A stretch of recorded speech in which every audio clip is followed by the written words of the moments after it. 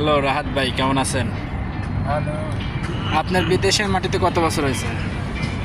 এই 4 বছর চলতেছে ভাই। আপনার বিদেশের মাটিতে আপনি সবচাইতে একটা দুঃখের গল্প বলেন।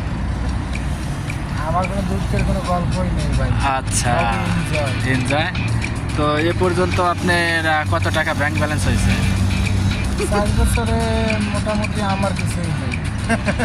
4 বছরে মোটামুটি আপনার কিছু নেই।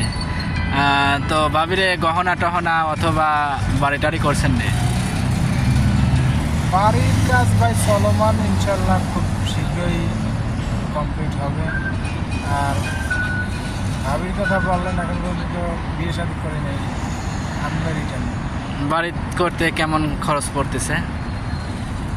এই গরিবের বাড়ি ভাই, লাগবে তারপর লাখ 30। লাখ 30? আমার একটা নাম না ভাইরা, আর কি যৌথভাবে করতেছে। তাহলে আপনি লাখ 30 টাকা দিয়ে বাড়ি করতেছেন আর বলতেছেন না 4 বছর বিদেশ করে, আর বলতেছেন না কিছুই নাই, এইটা হইল? তো যাই হিসাব হোক, মেলে না ভাই, হিসাব তো মেলে না।